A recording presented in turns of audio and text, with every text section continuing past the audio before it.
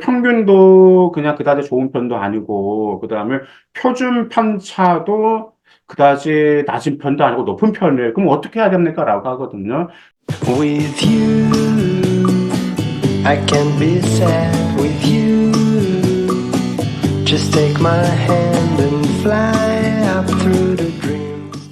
안녕하세요. 맘때입니다. 이제 오늘은 2025학년도 정말 학교가 아름답고 학교가 정말 인상적인 학교 하나, 연세대학교에 대해서 어떤 주요 변경 사항이 있고요. 그 다음에 서류 평가는 어떻게 하고, 그 다음에 2025년도에 또 한 가지 어떤 특이점이 있는지 그 점에 대해서 말씀드릴까 해서 이렇게 방송을 찾아뵙게 되었습니다.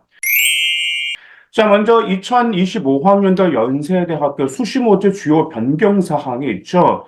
학생부 교과 원래 추천형 있자 추천형에서 면접이 있었죠. 근데 면접이 폐지가 되었고, 자, 수능 최저가 신설이 되었습니다.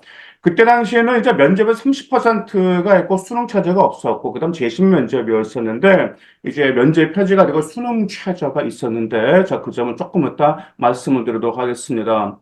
그리고 학생부 종합 지금 의예과 면접 방식, 지금 연세대의 독특한 게 지금 면접이 바뀌었다는 게 좀 특이합니다.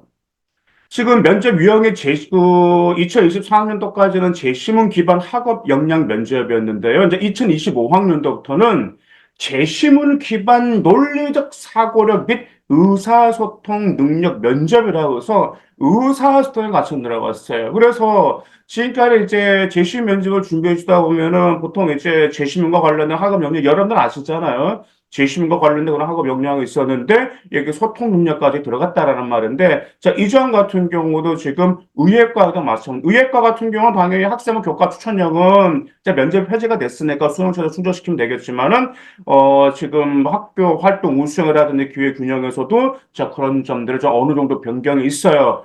그래서 지금 이제 면접 방식을 이제 추후 이제 연세대에서 공개를 하겠다고 했거든요. 모집 요강을 참고하겠다고 했기 때문에 여러분들 그때는 좀 면접을 좀 주의할 필요가 있습니다. 하지만 연세대가 이제 면접이 확 바뀌지는 않을 거란 말, 분명히 재심은 면접 스타일로 나가긴 나갈 거기 때문에 그 점과 관련돼서 여러분들이 지금 연세대를 준비한다라고 하면 일단은 좀 그 뭐라고 할까 그 연세대 입학처 홈페이지에 들어가시면 그 선행학습이라고 검색을 한번 해보세요. 선행학습 검색하시면 뭐 2023학년도 연세대학교 선행평가 보고서 뭐 2022학년도 그 연세대학교 선행학습 평가 보고서 이런 쭉좀 싹 다운받아 보세요. 그 다운받아 보시면 거기에서 출제됐던 제시문 면접 질문이 나오고요. 그 다음에 해설도 잘 나왔어요. 그래서 미리 여러분들 좀 어느 정도 익숙해진 것이 중요할 겁니다. 자, 그리고 이제 논술 전형에서도 좀 자연계열 과학 과목은 폐지하고 이제 수학 과목만 실시하겠다고 논술 전형 냈고요. 또 학생부 종합 전형, 이제 국제형 있죠. 국제형에서 수능 최저 그게 학력 기준은 완화가 되었습니다. 2024학년도에는 영어가 1등급 이내였었는데, 2025학년도 영어만 2등급으로 이제 1등급 떨어졌어요. 나머지는 똑같아요. 뭐, 국어, 수학, 탐구 2합 5이내, 한국사는 4등급 이내인데, 영어가 왜 그랬냐면, 지금까지 거기 국제영어로 이 연세대 학생들 준비해주면 좀 일반적으로 지금 영어 1등급 못 맞힌 아이들이 좀 제법 있어요. 그래서 예전에 영어 상대평가할 때는 아이들은 영어 1등급 맞기 위해서 뭐 해야 됐어? 영어를 거의 다 맞던가 하나만 틀리면 1등급이고 뭐 하나 이상 두 개 틀리면 2등급이었는데 요즘에 와서 의외로 좀 영어 1등 좀 맞기 좀 어려워하는 아이들이 있더라고요. 그러다 보니까 그 점에서 아마 좀 한 단계가 좀 낮아져서 올해는 좀 국제형이 이제 작년에 비해서 좀 수능 최저를 좀 맞춘 학생들이 아무래도 좀 많이 올라갈 것으로 예상됩니다. 자, 학생부 교과 추천형, 자, 모집 인원은 500명이고요. 자, 고등학교별 추천 인원 최대 10명입니다. 아까 수능 최저 당연히 있겠죠. 왜냐하면 면접이 폐지가 되었고 수능 최저가 있다라고 그랬었죠. 자, 수능 최저 인문은 2합 4 이내, 그 다음에 영어는 3등급 이내, 한국사는 4등급 이내 정도가 된다. 그렇게 설정되어 있고요. 일단 자연계열은 2합 5 이내 수학에 반드시 포함되어있습니다. 2합 5 이내이고 똑같이 영어 한국사 포함되고요. 그 다음 의예과, 치예과, 약학과 제 1등급 2개 이상이 있어야 되고요. 그 다음에 지금 또 하나가 다른 학교 같은 경우는 이제 뭐 수능 최저에서 뭐 이과 같은 경우도 이런 점이 있었죠. 자연계열에서 뭐 이제 탐구 영역을 폐지하는 추세인데, 근데 연세대는 그러지 않습니다. 자연계열과 의학계열 같은 경우는요, 수학에서 반드시 미적분과 기하 둘 중 하나를 택하셔야 됩니다. 자, 그러면 우리가 이제 연세대 하면 교과면 과연 그 등급을 어떻게 그게 서류 그게 반영하냐라는 점이죠.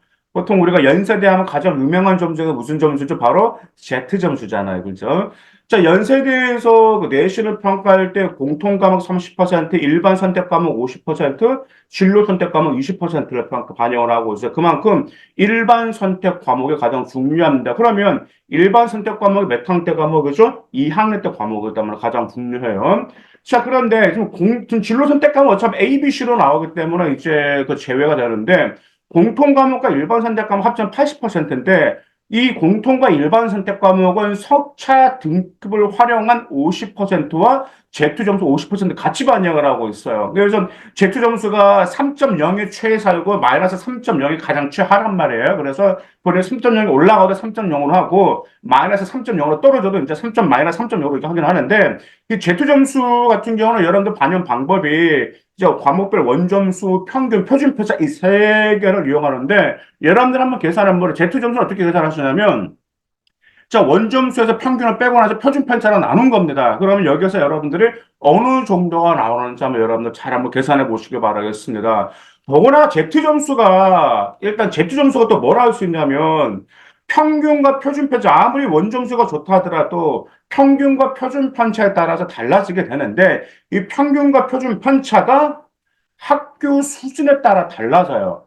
근데 일반고에서 지금 표준편차가 뭐 한자로 숫자로 떨어진다라는 거 그런 학교는 없어요. 일반고. 만약에 이제 뭐 특목고 자사 같은 경우는 표준편차가 한자로 숫자로 떨어진 학교들이 있어요. 그러다 보니까 표준편차가 한자로 숫자로 떨어진 학교 같은 경우는 예를 들어서 자기가 뭐 원점수가 98점인데 아니면 97점인데 3등급 대가 많이 나온다라는 말. 그런 학생들은 Z점수 계산해도 잘 나오는데 일반고 같은 경우는 보통 15, 한 10점대 중반 정도 표준편차만 나와도 그래도 나름 괜찮은 그런 학교입니다. 근데 이제 표준편차가 어떤 일반과 같은 표준편차가 너무 심각하게 20점, 뭐 25, 한 20점대 중반까지 되어 있는 표준편차가. 근데 그런 학생에 같은 하면 Z점수 꼼꼼히 잘 계산. 왜? Z점수가 단지 여기 석차 등급 활용이 50%지만 Z점수 그에 못지않게 50%를 차지한다라는 그런 꼭 기억해 두실 필요가 있습니다. 그리고 진로 선택 과목 같은 경우는 A는 20점, B는 15점, C는 10점인데 일반적으로 진로 선택 과목 우리 연세대를 지원할 정도면 진로 선택 과목 모두 A를 그 정도로 맡고 있습니다. 자, 그 다음에 학생부 종합제로 활동 우수형 모집에는 667명, 당연히 면접이 40%가 들어가죠. 40% 아까 말씀드렸다시피 제시문 기반 논리적 사고력 및 의사소통 능력을 그 능력 면접 유형하고 있어요. 근데 또 아시다시피 연세대 활동 우수형은 뭐가 설정되어 있죠? 수능 최저가 설정되어 있습니다. 인문계열은 2합 4이내, 자연계열은 2합 5이내, 그다음 의학계열 같은 의예, 시계, 약학은 제 1등급 2개 이상이 나와야 됩니다. 당연히 수학, 국어와 그 수학 중 한 개 과목에 포함되어야 되겠죠. 그 다음에 이 모든 공통적으로 영어는 3등 이내가 나와야 되고 한국사는 4등 이내가 나와야 됩니다. 활동 우수도 마찬가지로 학생은 교과와 마찬가지로 자, 자연계열과 의학계열 같은 경우는 수학을 미적분하고 기하에서 선택해 줘야 된다는 점 기억해 두시기 바라겠습니다. 자, 그 다음 또 하나야. 학생부 종합은 국제형이 있죠, 국제형이. 모집 인원이 256명 정도가 이렇게 선발하고 있는데요. 우리 일반고 학생들 같은 경우도 이제 만약 이제 국내고 학생을 지원할 수가 있습니다. 국제형으로. 물론 해외고 학생이라든지 검정고시 학생들도 지원합니다. 언더우드 학부로서 이렇게 많이 좀 지원하는데 우리 일반고 학생들은 있죠. 융합인문사회과학부 있죠. 하스라고 하죠. 그 하스가 국내고에서 100명을 선발하고 있어요. 그러다 보니까 여기 하스를 지원해서 합격한 케이스가 많이 있어요. 그래서 보통 이제 이 조금 이따 진짜 내신 컷을 말씀드렸지만 거기 국제형 같은 경우 내신 컷이 활동 우선 조금 적어요. 내신 컷좀 합격했던 아이들이 내신 컷좀 낮은 편이거든요. 그러다 보니까 뭐 아이가 연세대를 보내고 싶어 하고 우리 어머님도 연세대를 보내고 싶어 하는데 화로로서는 우리 아이가 좀 가능성이 없는 거 내신을 구축해 그러면서 이 하스로 생계부를 만들어 가지고 여기 융합인문사회과학부 쪽으로 이렇게 생계부를 잘 만들어 가지고 이쪽으로 지원해서 합격한 케이스가 있어요. 그래서 이 점도 한번 여러분들 노릴 수 있는 카드가 하나가 될 수 있기 때문에 한번 활용 한번 해보시기 바라겠습니다. 그 다음에 국제여행 같은 경우는 이제 말 그대로 거기 면접평가 40% 들어가고요. 자, 국내고 말 그대로 이제 수능 최저가 있겠죠. 자, 2합 5이내, 그 다음 영어 2등급 이내, 그 다음 한국사 4등급 이내라고 이렇게 설정이 되어 있습니다. 그래서 지금 수능 최저도 화로보다는 조금 낮죠. 화로 같은 경우는 아까 뭐가 있었죠? 인문이 2합 4였죠. 그 다음에 영어가 3등급이었거든요. 근데 국제형 같은 경우는 2합 5입니다. 당연히 국어 수학 똑같이 포함되는 거 2합 5가 되고, 그 다음 영어는 2등급이었는데 영어는 당연히 1등급으로 더 실력이 좋을 필요가 있어요. 왜냐면 여기 면접형이 면접에서 재시면은 영어로 출제가 될 수 있고요. 그 다음에 국제형으로 지원 학생들 같은 경우는 이제 수학 같은 그 수능 영어 같은 경우는 2등급 이상 일반적으로 다 나오는데 1등급에 좀 아쉬운 학생들이 있었다 아까 말씀을 드렸었죠. 자, 그럼 소리평가 어떻게 할까요? 물론 연세대, 근데 당연히 내신 좋긴 좋아야 됩니다. 내신은 최고 비교과이기 때문에 그렇죠. 하지만 소리 역시도 무시할 수는 없습니다. 왜냐하면 연세대를 지원 학생들 같은 경우 내신은 뭐죠? 1등급 때, 그런 1등급 때 아이들 다 지원한다라는 말이야. 그 아이들 다 함께 할 수 없는 거잖아요. 먼저 연세대 소리평가 같은 경우는 학업 발전가는 70%와 사회적 발전가는 30%를 평가하고 있어요. 근데 학업적 발전 가능성 두 가지를 평가해요. 첫 번째는 학업 역량, 두 번째는 진로 역량을 평가하는데 학업 역량에서 세 가지 평가에 학업 성취도, 학업 태도, 탐구력을 평가하고 있습니다. 근데 학업 성취도는 진짜 학교마다 다 틀려요. 조금 틀린데 학업 성취도는 연대 같은 경우는 주요 과목을 아이들 다 잘하잖아. 그러다 보니까 좀 예체능 과목, 그럼 기타 과목, 혹시 소홀한 과목이 있는지도 평가하고 있고요. 학기별과 학년별로 성적 추이가 어떠한지도 평가하고 있습니다. 그리고 이제 학업 태도 같은 경우는 당연히 수업 태도 이런 태도가 아니고요.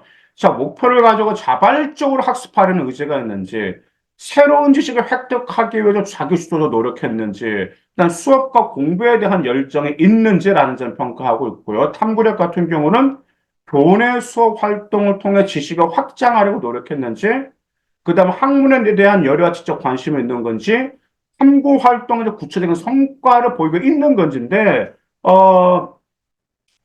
연세대, 이제 서울대도 마찬가지고, 연세대도 마찬가지고, 고려도 마찬가지고, 뭐, 그 다음에 서성한 라인도 마찬가지인데, 특히 이제 연세대 같은 경우는 그냥 이 학생 공부를 좀 의무적으로 했다라는 것이 좀 그런 게 아니고, 자발적인 목표를 가지고 공부를 본인이 왜 해야 되는지, 본인이 이 과목을 왜 수강해야 되는지, 그리고 본인의 진로에 이 공부를 위해서 왜 해야 되는지 이러한 목표 열정과 공부를 왜 해야 되는지 같이 강조되면서 학업 태도와 탐구력이 같이 나왔어요. 무슨 말씀 이해가시죠? 그래서 여러분들의 학업 태도와 탐구력을 좀 다른 학생들하고 차등하고 변별력을 두기 위해서는 그게 왜 필요하고 본인이 왜 해야 되는 건지 이 점과 관련돼서 같이 좀 강하게 어필해 주실 필요가 있습니다. 일단 진로 역량도 세 가지를 평가하고 있는데요. 자, 전공 관련 교과 의수 노력 당연히 평가하겠죠. 뭐 이수한 과목, 그리고 또 하나, 과목 이수를 위한 추가적인 노력을 평가합니다. 과목 이수를 위한 추가적인 노력 같은 경우는 이 점이겠죠. 공동교육 과정이겠죠. 그러다 보니까 이제 본인이 이제 보통 그냥 뭐 이제 그 물리 특과에 다 듣고 나서도 이제 고급 물리를 신청하는데 들을 수가 있잖아요. 그래서 본인은 이제 공동 교육 과정을 통해 가지고 이제 어떤 과목을 더 들으면서 이제 진로 역량도 향상시켜야 할 그런 목표를 가지고 있다라든지 그렇게 여러분들이 개선해 나갈 필요가 있습니다. 근데 그 점에 보여야 되는. 근데 대신 조건이 있어요. 여러분의 전공과 관련 있는 추가적인 노력은 정말 바람직하고 반드시 그건 해야 돼. 그런데 여러분의 전공과 관련이 없는데 그냥 단지 스펙을 쌓겠다라는 이유로 전공 관련 과목을 듣는 것은 바람직하지 않다. 기억해 두시기 바라겠습니다. 그 다음에 전공 관련 교과 성취도가 있어요. 이제 성취도 당연히 내시는 정성 평가를 하겠죠. 그리고 이 정성 평가할 때 이제 등급도 중요하지만 저 원점수도 보고, 저 평균도 보고, 저 표준 편차도 고려하고 있어요. 그래서 저는 그렇습니다. 이제 아이들이 그래요. 아니, 선생님, 우리 학교 같은 경우는 이제 지방 일반고인데, 솔직히 평균도 그냥 그다지 좋은 편도 아니고, 그 다음에 표준 편차도 그다지 낮은 편도 아니고 높은 편이에요. 그럼 어떻게 해야 됩니까? 라고 하거든요. 저는 그런 학생들한테 뭐라고 조언해 주냐면, 그럴 때는 등급을 신경 쓰지 말고 원점수를 최대한 끌어올리는 전략으로 나가라고 합니다. 그러면 원점수가 100 가까이 나오면 어느 정도 그 좀, 그또 어필할 수 있기 때문에 그 점 참조해 주세요. 자, 그리고 또한, 자, 전공 관련 교과 성취도에서 일반 선택 과목 대비 대 진로 선택 과목의 성취 수준을 차이하고 있고, 그다음 세 번째로 진로 탐색 활동과 경험을 이제 평가를 하고 있는데요. 자, 이장 같은 경우는 저도 비교과죠. 그래서 과세특위라든지 이제 창체 활동에서 전공에 대한 관심과 그다음 가지고 탐색한 경험이 있는지 또 경험의 다양성이 있는지 그리고 또 하나 여러분의 과세특과 창체 활동에서 탐색한 후 결과물이 반드시 나와야 된다라는 점, 그 점 꼭 기억해 두실 필요가 있습니다. 그래서 이제 이 진로 역량이라는 게 대학교별로 지금 좀 차이가 어느 정도 있어요. 지금 이제 저희가 서울에 있는 그 주요 대학교 24개 대학교에서는 진로 역량 어떻게 평가하는지를 쭉 조사를 한번 해봤는데 차이가 다 있습니다. 차이가. 그러다 보니까 그 대학교별 진로 역량, 이게 진로 역량, 이 진로 역량에 연세대도 적용되고 중앙대도 적용되고 건국대도 적용되고 고려대, 아니 거기 경희대 적용되겠어요? 그렇게 보시면 안 돼. 미세한 차이가 있기 때문에 그의 학교는 진로 역량에서 보는 포인트가 무엇인데 그 점을 여러분들 반드시 좀 지원한 대학교는 확인하실 필요가 있어요. 왜? 진로 역량에 가장 중요하고 진로 역량에 뭐가 있냐면 퍼센테이지, 그 서류평가가 많은 비율을 차지하고 있기 때문에 그렇습니다. 그래서 이제 그 연세대는 이제 대략 보면은 한 인문계열, 진로 영역이나 인문사회 같은 경우는 이제 경험의 다양성을 좀 넓게 평가하고 있어요. 근데 이제 자연계열 같은 경우는 이제 학업적인 연관성을 고려해서 진로 역량을 평가하고 있습니다. 그리고 이제 공동체 역량은 이제 협업과 소통 능력, 그다음 나눔과 배려, 자, 리더십과 성실성과 구축 준수를 확인하고 있습니다. 자, 합격자 성적 분포, 이것도 많이 궁금하시죠? 인문계열 같은 경우는 1등급 초반에서 3등급 초반까지 있고요. 자연계열은 1등급 초반에서 2등급 초반까지 있어요.